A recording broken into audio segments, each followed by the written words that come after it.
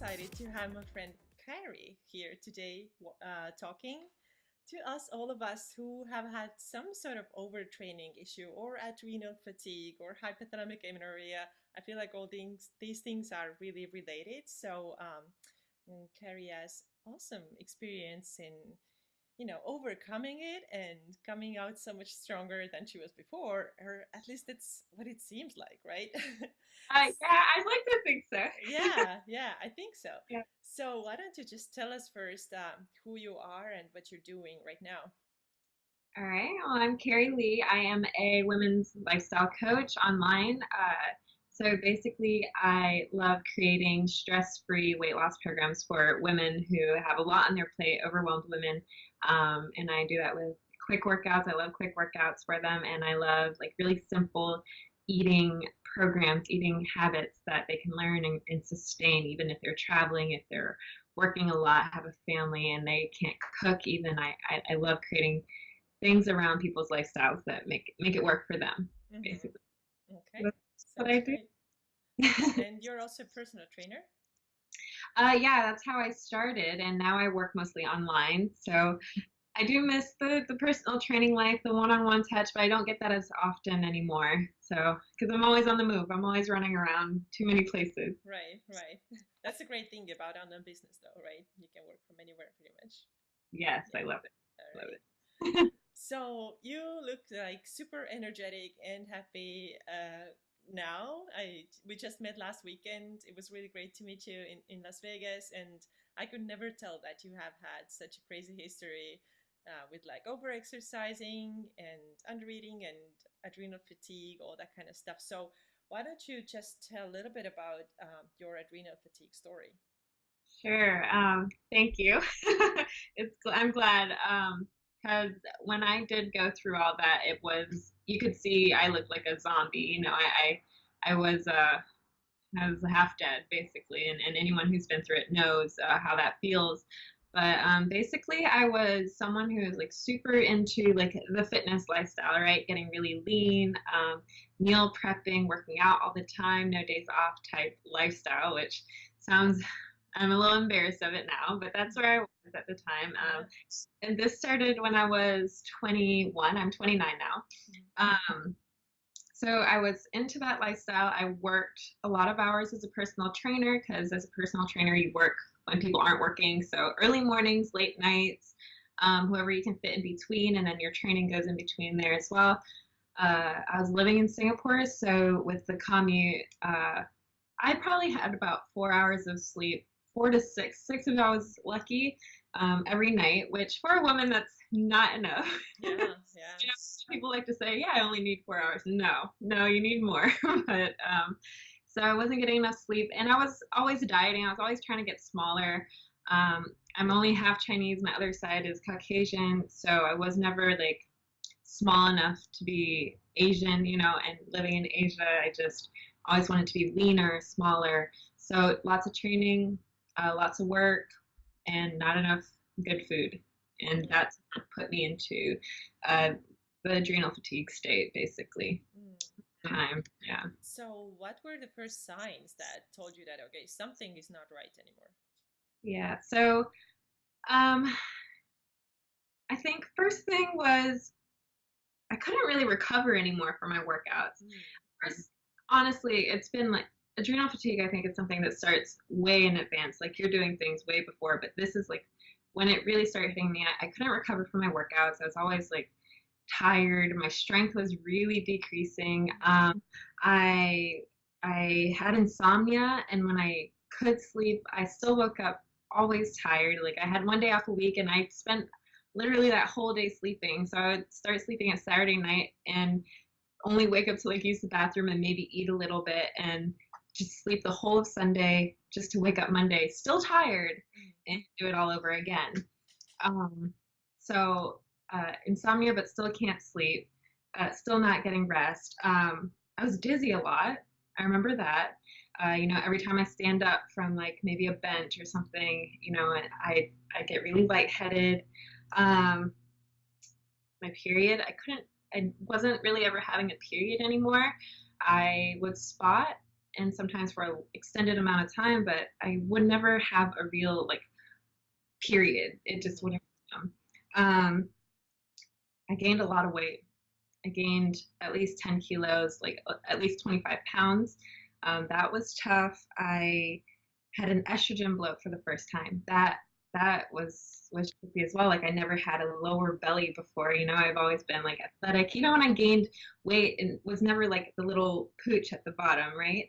And so that was crazy for me. I'm like, you know, as I'm reading through the education, I'm like, holy God, I'm like premenopausal at 25. Like this is, this Right. is good. So yeah, and I couldn't stand for more than 20 minutes because my neck would, everything here would cramp up. And so I always had to like sit down or lay down. I was coaching my clients from a bench because I couldn't move the weights for them. I was just so like broken, you know. Mhm. That's how it hit me Right. personally. Yeah. Did you, at the same time, while all that happened, did you still try to work out yourself too? Oh my God, so Oh badly. yeah.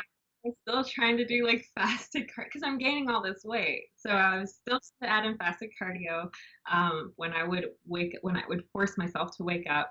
I was still trying to weight train, and I was still trying to cut carbs more and cut calories more because I kept gaining the weight. And so yeah, I kept pushing, and every time I pushed harder, my body would rebound back farther, and I would gain more. So. Right. Right. So did you ever count calories when you did all that? Oh yeah. Okay. So what was your calorie, like how much did you actually take in? Too little for what I was training. Anywhere from 1,200 to 1,600, and that's training a few hours a day. Right. And Yeah, plus working out yourself, training all your clients. I mean, you're on your feet all day long, basically, right? yeah, it was way. Yeah. Okay. So how long did it all last before you started actually doing something about it? And what did you do? Okay, let's see. I like to say that I go through phases pretty fast. Looking back now at my history, I definitely was suffering from a form of adrenal fatigue, even before my 20s. But I would say all this happened to me within 6 months, where I went from being really tired to being unable to do anything at all. Happened within 6 months. So it kind of like just punched me in the gut and you know knocked the wind out of me. Really, in my opinion, it was fast because I'm working all the time. I'm doing something all the time. I'm always busy, and the next thing I know, I can't do anything. Right. So yes, about 6 months. All this it went from manageable to can't do nothing. Yeah. Right. Okay. So, what did you do about it? Okay, so let's see. How did I even get to adrenal fatigue? Okay, because you know, and you've taken a PT cert. You don't really get taught this stuff, you know, about adrenal fatigue or anything. You get taught, you know, you eat less and you exercise more, all that stuff. So Yeah. like I don't know what's going on. People are talking about energy and hormones and all this stuff. So like I actually had a massage lady work on me for the first time, telling me to stop touching people. And then because of my neck, I was going to a Chinese doctor who's like, "You're too stressed. You know, why are you so stressed when you're so young? You need to sleep more." And I'm just like, I need to hustle. You know? Right. Right. No. And so my body was kind of like, all right, you won't listen, then I'm going to force you to stop. And so because I was unable to stand for more than 20 minutes, I found a chiropractor through a friend of mine who recommended him to me. And I started doing chiro 4 times a week. And they were like 45-minute to 1 hour sessions. So they were pretty long sessions. Hmm. And there was just a lot of adjustment going on in my body. I mean, I was a gymnast, so every joint had, you name it, every joint there's an issue in my body. So that was being fixed. I went for massage once a week. You know, if I could fit into my schedule, I was gonna go. Um, and I saw my Chinese doctor for acupuncture when I was really having trouble sleeping. You know, not being able to get the sleep that I needed to recover. Um, and let's see, I stopped training for 6 months completely. No cardio because I walk a lot. When you live in Singapore or a lot of countries, you know, you walk a lot anyways. So if someone was in the States, I would say make sure you're walking.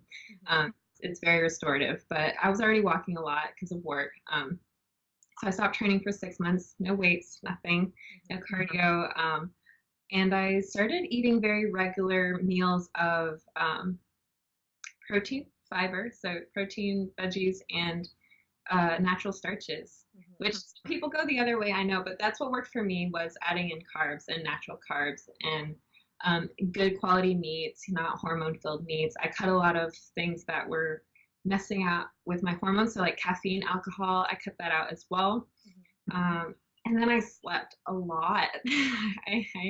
I slept my way to healing pretty much. I would say sleep was the biggest thing for me. Anytime I could get, I would take naps. I would make sure I sleep 8 to 10 hours a night. And then I also like changed my work schedule. I told my clients, look, I'm going through something, and they could see it. I looked like a zombie. And I was like, I need 2 days in a row off. And for like the first couple months I had those 2 days off, I just slept for 2 days straight. It's insane how much I was sleeping. So, right. So you mentioned before that you used to have pretty bad insomnia. So I'm yeah, really interested in that because like sleep is something that has been a big problem for me too. And for a very long time, I couldn't figure out like why can I not sleep? This is just so crazy because when I grew up, I was a teenager. My mom would just try to like kick me out of the bed, like literally, like just get yeah, up, yeah, just throw like ice cold water on me, right? I wouldn't get up. And then when I started exercising really a lot, I was like 21 when I started like really working out a lot. I lost my sleep and I couldn't put those things together. And yeah. then now, as I am pretty much recovered. I think I'm still, there's still a little bit to go, but my sleep is so much better. However, it's still not quite there like always. So, what did you do to fix your sleep?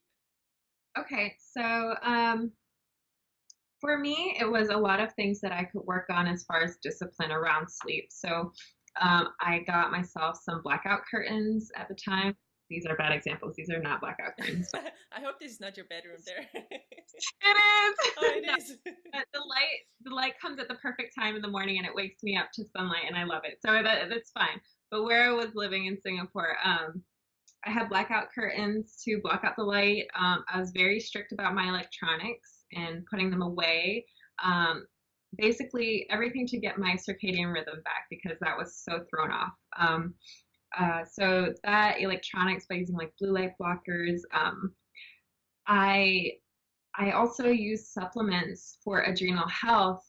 The one I like the most that I recommend to all my clients and friends are by Gaia. They have the adrenal health for the day and then the nightly restore at night.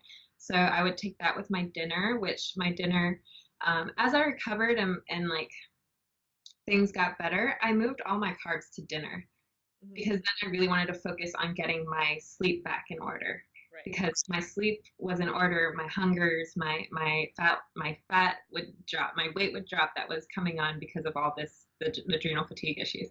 So I Right. actually moved all my carbs to dinner, which if you're a bodybuilder is like, wait a second, you're not supposed to eat, right? I mean, it kind of messes with you because bodybuilding they always teach you eat your carbs around your workout or in earlier in the day, otherwise you don't use energy and you store it as fat. Hmm. And it was the total opposite for this. I moved all my carbs at night and it was helping me drop fat Hmm. because I was sleeping so much better. So Right. I did take a nightly like natural supplement. I did do like chamomile tea or any relaxing like bedtime tea that really helped me. I created an evening ritual basically Hmm. of meditation as well, journaling to get everything off my mind. Um, yeah, so just a lot of discipline with around bedtime, Hmm. and it didn't solve everything right away, and acupuncture is what helped at first. But as you practice the ritual, as you stick to it, I just started sleeping beautifully. Right. Beautiful. Yeah. Yeah. And I think that's really great what you said before that you feel like you slept your way to recovery or healing, something like that, right? So Yeah. I feel like this is so sleep is so underrated. It almost seems like people will think that the less they sleep, the more they work, they get some sort of like badge of honor, whatever it is. But this is not the case. And No. using whatever stimulants to stay up, it's like at one point it's gonna cost you in a really hard way. So I think we're Yeah.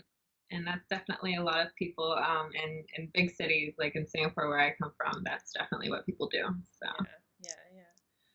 So let's talk a little bit about stopping training again. So that's hard, right? Isn't it? It's super hard. And also, the girls that I'm working with who need to recover their periods, whether they want to have kids or whatever the reason is, or just to be healthy, this is one of the things that I do recommend that, if you're really exhausted, just really walk or do some gentle yoga. But then, the reaction is like, but I can't because then I will gain weight and I will get big and ugly. And also that, I have to do something to reduce my stress, right? So for many people, the working out is the stress reduction way to relieve their stress. So how did you manage? How did you do it?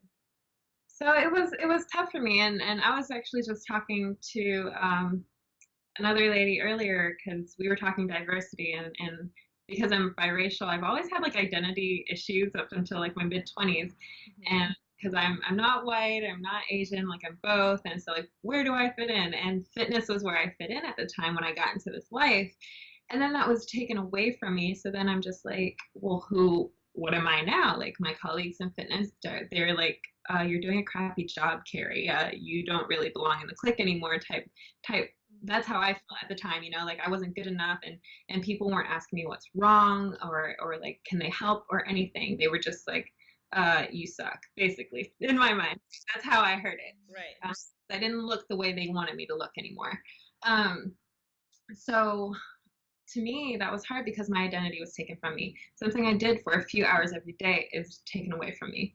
Um, but it's such a blessing to me now because I was so dependent on that and dependent on how I look and dependent on friendships of how I was looking. Like that's the world I was in, and it made me turn inward when I had to stop all that. So I actually did a lot of energy healing stuff as well. I didn't tell you that earlier, but like Reiki, I dived into Reiki. I dived into a lot of meditation. I dived into a lot of education as well during this time because I needed something to replace that, right? Right. Um, so I did a lot of like reading on hormones. I did a lot of reading on spirituality, and so I started using this time to be more aware of how I react to things, of my thoughts, of my mindset, basically, that I had, and like why is this trainer, why is his opinion affecting me so much? Mm. I had to think back at it, and why is my body affecting me so much, and how I look affecting me so much, and I think we were talking about this at the event about how I sat in front of the mirror and kind of just like, I mean, it sounds really stupid now, No, but no, yeah, no. Tell us about it. I think it, it's great. I basically was, this is after I had gained all the weight and I am starting recovery, but I hadn't lost the weight yet.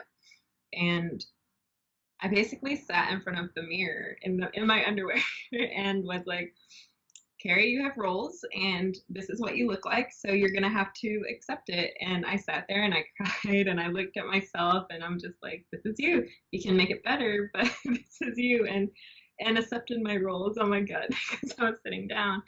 And then I actually did it a few more times after that. I mean, as silly as it sounds, I wouldn't turn the lights on. I would only use like light coming in from the window because it was too much for me to see and take in that my body was not the lean body it used to be, right? And anytime I started wearing clothes that didn't fit, I would go back to the mirror and I would sit down and be like, but this is you, like,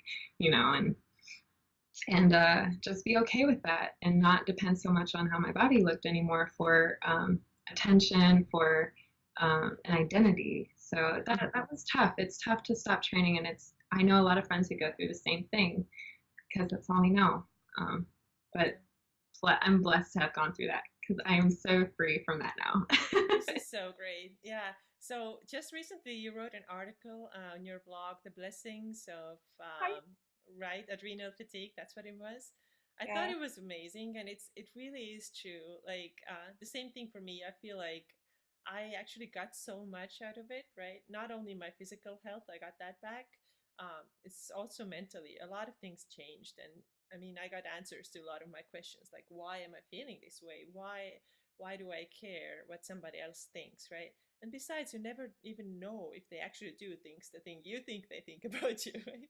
Like nobody really cares about you that it sounds bad, but like nobody cares about what you're doing that Yeah, much, to be everybody is busy with their stuff, right? are. And if they are caring about you that much, they have a lot they need to work on too. So you're Yeah. fine. We're always fine. Yeah. And I've also found that, a lot of things that the negative things we think about ourselves, when we think that, okay, this guy is staring at me because he thinks that I am fat. The problem is actually that I think that I'm fat because this is my thought, right? This is what I've been telling myself because, if he told me that your elbows are ugly, I would be like, what? What are you talking about? Because Yeah. I've never thought this thought myself, right? So it's just all in our heads. I think so. Yeah. I feel Oh like. yeah, that's where it all starts. And even with my clients, like they don't get it. Like it's hard for them to grasp because I don't give them a diet plan anymore. Like I don't tell them this is the 10 things you're gonna eat for the rest of your life. I don't tell them you have to work out this much. I create some. I make. I mold their workouts around their life, their current life. Like your life is not like my life or her life, so it's gonna be different. And they struggle with this, and then they also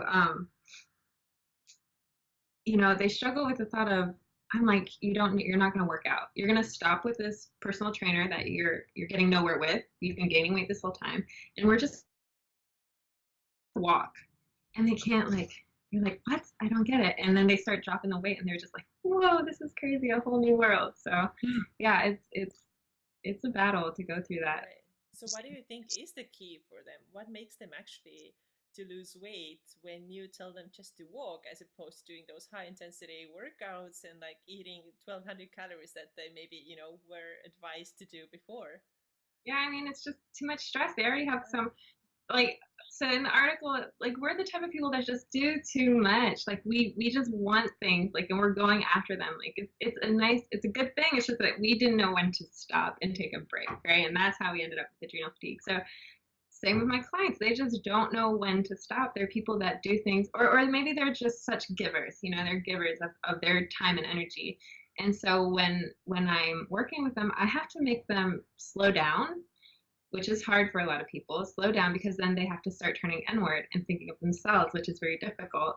Right. Um, and then they have to just take some things off of their plate. They have to rearrange priorities and realize that health has to be priority for a while, and everyone else's stuff needs to kind of just get out of the way. Like when people usually has a lot to do with other people, and when you're not available for other people, they suddenly figure it out on their own Mm-hmm. they were always able to figure it out on their own. But suddenly, when they're not dependent on you, you give them the power back to do things on their own, and you get to focus on your own stuff. And so, the biggest thing is like working out priorities and time and where energy is placed. And that's the hardest shift for them. The science is easy, like the food is easy, the exercise is easy.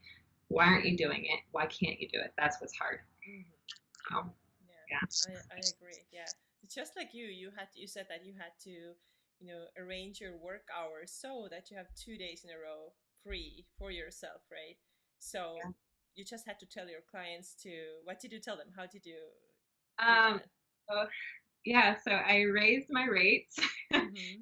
And I also said I'm taking 2 days off a week, and I also was stricter on the hours I worked. So like I moved them around more, and luckily I worked with a lot of women who had pretty good jobs. They had a pretty good position in their companies, and were able to like adjust their schedule to mine. And I think because I had built such a good connection with them and such a friendship that they saw I needed the help. They saw that I needed the rest and the recovery. So I raised my rates because I had to work less. And I thought I was going to lose clients, honestly, from the schedule change. But I didn't, and I ended up making more money, which is nice if we're talking business. Right. And yeah, I made my schedule go from Tuesday to Saturday instead of just only taking Sunday off. I took Sunday and Monday off. Mm-hmm. They were fine with it, which I'm very grateful for. Yeah. I think it's a great example of how you can sometimes all you have to do is ask, right? And Yeah. just ask for help. So, like when you have a typical female client who has like, two or three kids, and they are there for them all the time, and they're there for their husbands, and they try to keep the house super clean, and of course then there's the job, and you're trying to do many things, but and then they never seem to ask help because that seems like weakness or something. But I mean, just think what you have to prioritize. Just like you said, your health has to come first, and you have all those kids to take care of, right? You have to be around for them. So like Yeah. prioritize the things that are most important to you and put those Ab- first, right? I think, and like another blessing that comes from it is, like I was talking about boundaries, and really who you decide stays and like stays in your life and goes, because when you get hit so hard where you need help, like there's no other choice but to get help, and you see the close people around you not want anything to do with you anymore because you can't help them and they don't really want to help you when you need help, then you start seeing who's really there for you, and who's helping your energy and who's taking from your energy. And so it's a great filtering system. That whole experience just filters out so much inside and in your circle. That's what happens for me, at least, and I've seen it happen for other women too. So Yeah. No, I think it's yes. great. Yeah. Um, so let's talk a little bit about nutrition too. We talked a little bit about carbs. What do you think about, those, do you think those really low carb and no carb diets have something to do with women getting into this adrenal fatigue, loss of period thing? What's your opinion on that? Definitely. Definitely. I mean, uh, and it depends on the person. Like I actually do better on a low carb diet. That's my genetics. I do great on high fat and moderate protein, low carb. That's what I feel great with. And I think people are also forgetting that, okay, there's the diet, but the diet also revolves around how you're living your life. So if, like, for me, when I was doing personal training, which is always active, when I was training a few hours a day and doing cardio, I definitely needed more carbs. Low carb was not going to work for me. Um, but if you are like right now, I train 4 times a week, less than an hour. That's kind of my sweet spot. Um, I do drop the carbs, and so everything revolves around how you're living at the moment. You know what I mean? If I'm sleeping bad again, guess what? I'm putting more carbs at night again. To fix that. And life changes. We can't always stay the same because life doesn't stay the same. And I think people have a huge expectation, um, to only work on one diet plan, and in a year, just life changes so much in one year. You can't just do that. So everyone's different. And yeah, low carb diets definitely do get women in trouble. Mm, Definitely. yeah, It's too yeah. much. Yeah, I agree. I've seen that a lot of times too. I would say at least, 50% of those women who contact me and ask some advice, they say that they lost their periods and started to get those really bad signs of overtraining after they went like really low carb, say like even like 25 grams per day. And then they're like, yeah, I got this like really strong, beautiful, muscular, lean body. But Yeah. then all these things started to happen. So I feel like women's bodies maybe do need more carbs than we think they do. I mean, have you ever done a ketogenic diet? Have you ever been I on have that? not tried. My husband has done it, and it works for him, for sure. Yeah, I actually felt great on it. Oh yeah. When I live in the States, I can do it. When I go back home, I just want to eat like all the food from my childhood. So Right, right. um, but I feel great on a keto diet, which is very low carb. But then my training changes. I don't train as intensely as when I do have carbs in my system. You know what I mean? So like I Yeah. think that's where people mess up is they go keto or go really low carb and still expect to train the same way. And you can't do that. That's Mm-hmm. just breaking your body. Mm-hmm. Yeah. Yeah, I feel like it works better for those who are not very active Yeah. in general. Yes, yeah, seems like it because you want it or not, if you're an active person, and I mean, carbs are there to be the quickest source of energy, right? You actually Exactly. do need this stuff. Okay, so one more thing I kind of wanted to come back one more time is training. So, how did coming back to working or starting working out again happen to you? And did you have like setbacks? Were you able to jump right in? How did it go? Yeah. So the body has definitely changed ever since that experience. My body is not the same. How I started training again. So after the 6 months, I added in a little bit more walking, especially in nature. I added in yoga, and I was doing some like maybe I didn't train weights for 6 months, but maybe towards the last like 2 to 3 months, I started doing Pilates with a physical therapist. So he's like kind of a combination of both. But honestly, most of what we did was breathing exercises. So um, I started there, and then I got into yoga, but not like power yoga, not like hot yoga, definitely not hot yoga. And just like relaxing, stretching, a lot of like meditation after that. So anything to bring the stress levels down. Um, and just kind of gain back strength again. Because remember, I couldn't stand for 20 minutes, which means anything like planking or anything upper body would cause all this to just like seize, basically. It would cramp. So even doing a plank was crazy for me at that time. And then I started adding in 4 40-minute sessions of weight training, just traditional weight training at first. So like 4 sets of bigger movements, and not moderate weight, like maybe 12 reps stuff. Just trying to build some of my body back, gain a little bit more strength, but nothing too intense. And I would do weight training and then just some walking, not like moderate pace walking, just not anything like intense cardio. And as I built my strength up, then workouts started to get quicker, but I couldn't really increase my workout days and times. So, because I love working out, right? I love being in the gym. My friends are there. So sometimes I get carried away and go a little longer. And I feel it. Like I see myself gain weight again if I start doing 6 days a week. And as soon as I drop back to 4, I shed the weight again. Like it's crazy. Like 4 is like the magic number for me. And so yeah, so as I gained strength, I did maybe like my 40 minutes would look like 15 to 20 minutes of a mini circuit, like 3 to 4 exercises with weights, like rest-based training type stuff.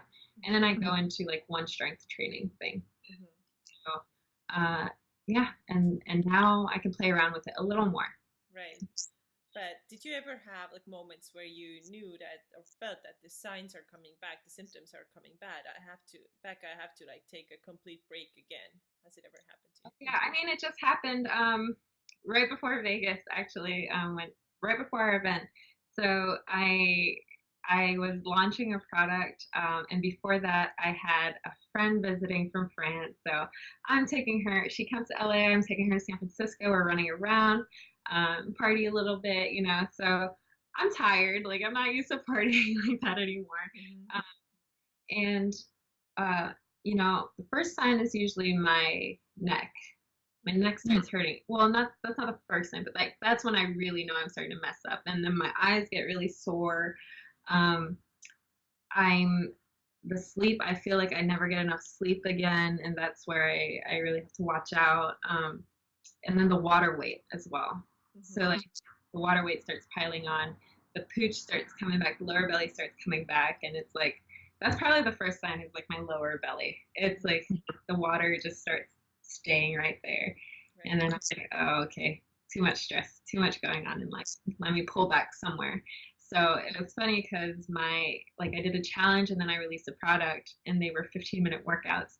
And so I literally cut back to 15-minute workouts as I was releasing the 15-minute workout program. So what I did, I was like, only training 60 minutes a week because I was just doing too much everywhere else in life, and that just had to take a back seat. But now work is like back to normal, and so now I'm back to like 40 minutes a few times a week, an hour a few times a week. Yeah. Yeah. So, I feel like that's also one thing that people don't realize, that when you do a lot of things anyway, it all takes energy. Even if you like have a day when you only like run errands, say like it's Saturday, you have a million things to take care of, you don't necessarily have to go and work out on that day, because it's all, you're spending a lot of energy, you're getting stressed, you have these small stressors throughout your day, like bad traffic and I don't know, phone calls and stuff like that, and you're like wiped, right? And you don't have to go and work out on that day. I feel like Yeah. That's why my group energy my group program is called Find Your Energy, because all these women are coming into the gym looking for a trainer when they're already so tired, Mm. and they're like doing more when they should be doing less. And so I love saying I give women the power to do less, the permission to do less, because no, you don't need to do more. Like right now, we need to cut back, get your energy back so that you can be more, but not necessarily by doing more. You know what I mean? Right. So, Yeah. yeah, No, I totally love it. I totally love it. I think it's doing less is oftentimes the actual key to yeah, feeling better and healthier.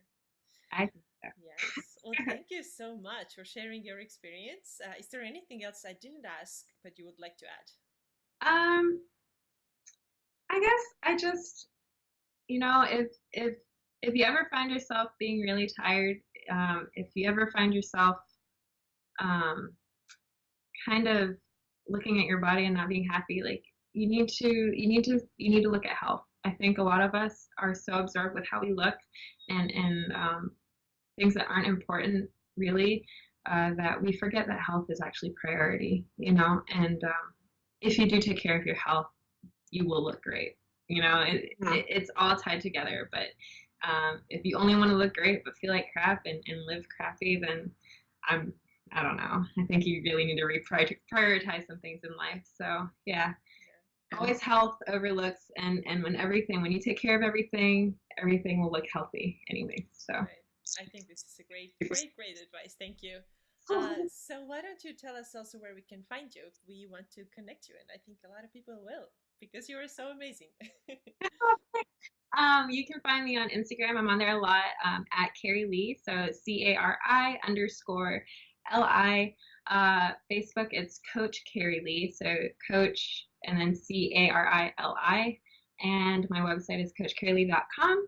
And yeah, you can find me there. I have quite a few posts on adrenal fatigue. Some of them a little older, but yeah, I got to work more on putting it out there. I think I haven't done too much of that yet. I have to. Yes, please do. Yeah. I think it's very helpful for many of us. Thanks. Yeah. It's important. Okay, thank you so much, and I will talk to you again. Hopefully soon. Having me. It's good to see you again. You too. Okay, thanks, and Great. bye bye. Bye.